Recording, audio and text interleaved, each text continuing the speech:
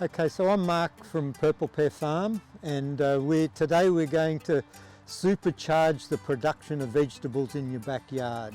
We're going to get a garden up and running in no time flat by doing a no-dig garden. What we need to do first with our no-dig garden is to provide for some little critters that are going to really help us in the long run. And to do that, we'll talk more about the little critters in a minute, but to do that we want to prepare this soil. We're going to do the garden right here on this grass. And to help us encourage the earthworms, there I let the cat out of the bag, we're going to put some lime onto the garden bed there just to sweeten it up, because worms don't like acidic soils, and so this will make it a nice place for the worms to be. And just to encourage them to come quickly, we're going to add also some dynamic lifter. And so that dynamic lifter and the lime or the dolomite will bring the earthworms to this area, and they're going to perform a very special function for us. But to make sure that they get the message quickly, we will water in that lime and the chook manure, the dynamic lifter, water it nicely into the soil so that we get the earthworms get the feel that there's something happening here and come from miles to cover us. So what we do then is we need to get some newspaper, just 2 or 3 is okay, sheets of newspaper, and cover the area with the newspaper. And what we need to do is to make sure that we overlap really well, because we want to block all of the sunlight from getting to the grass that's underneath, because what we want to do is to get rid of that grass and it becomes food for the earthworms. And so the earthworms come in and cover that into that area and eat the grass and the roots, and we get less of it coming up through the outside. So having prepared that, if it's a windy day, of course, you might want to wet down that newspaper to stop it from floating away. And we're going to get some biscuits of hay. You know what a biscuit of hay is? When you get a bale of hay, it'll break into biscuits. And so that, where it easily breaks, that doesn't easily break, that's a biscuit of hay. And we're going to lay that biscuit of hay down on the newspaper, nice and tight like that. So we're going to cover the whole of the area that we want to do with the hay. Having done that, we've prepared the basics for our no-dig garden. On top of that, we want to throw whatever we can. I have here, this is from our cow Molly, and well-rotted cow manure. It doesn't have to be that well-rotted. It can be any form of horse manure, anything like that that's going to eventually make some beautiful soil.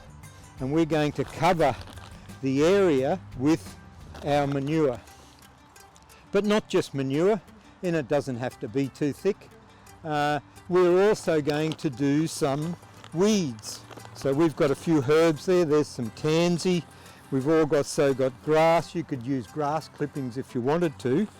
Nasturtiums are fabulous if you've got them growing all over your garden.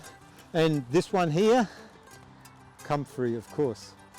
And so we cover the area with the weeds and anything else that you can think of to put on there that was once organic.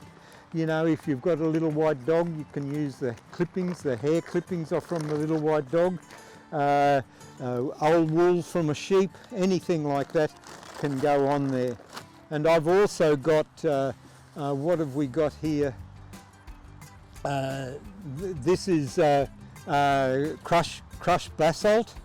You can get from the landscape supplies. You can throw that on, beautiful minerals in the crushed basalt. And somewhere here with some eggshells, if you've got eggshells, you can scrunch them up and put them in there. for calcium. Calcium builds strong plants, and we're going to look to make some beautiful soil, beautiful calcium-rich soil. So having done all of that and we've built that up, we want to then put some mulch on the top. So we take some this spoiled hay and we fluff it up like that. And we put a nice thick layer of fluffed mulch hay over the top. And now this is where we need to water it in, and although no-dig gardening, this method is very water-wise, at this stage it uses a lot of water. We've got to get that hay underneath there nice and wet, and so give it a really, really good water and allow all of that goodness from the other things to go down into the biscuit of hay. Nice, beautiful amount of water. More than that probably. But now we're ready to plant our plants. And so what we do is we dig down through the mulch, and we dig down through the weeds, and we dig down through the manure, and into that biscuit of hay we make a hole, digging a big hole in that biscuit of hay.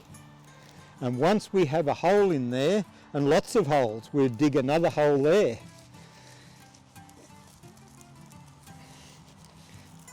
Taking care of how far apart the plants should be planted, we can dig another one there. And so far across our whole area, but then what we want to do is to get some compost. We have some beautiful Purple Pear Farm biodynamic compost here. Look at that, put that on your strawberries. So we put a handful of the compost in each of the holes, and this compost just serves to give the little seedling somewhere to get started. So we put some of that in each of those things, and we take our seedlings. There's a mixture of things. So this little broccoli here, we just pop him out of there and put him into the ball of compost. Put the mulch back around him and he's good to go. We do the other one, there's a bok choy. Pop him out and into there. Mulch back around, and then another one. There's is that a little tatsoi? No, that's another bok choy, but that's fine. There you go. So you can see that these two bok choys will be grown up quick, and when that broccoli needs that area, they will be harvested and gone. So we can actually grow a lot of food in a little area just by placing them close to plants that need more time to grow with ones that grow really, really fast. A little bit of water to water them in.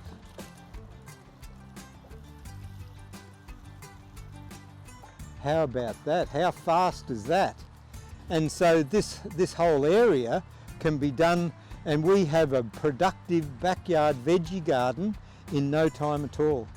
And no-dig gardening is all about that, no digging. So you leave the mattock in the shed, and we can get on with producing food and building soil. What's going to happen is that all of this will break down, and a bed that thick will become a layer of soil like that. And then next year we can scrape that soil that we made and put it on top and do the process again. But at the same time, the earthworms are coming up and taking that goodness down into the soil. So the soil underneath where we've gardened is also improving, and we end up with beautiful, thick, productive soil in our backyard. And if you don't have a backyard, do this in a broccoli box and it'll work just as well for you. Thanks for that. I hope it works for you too. It certainly works for us.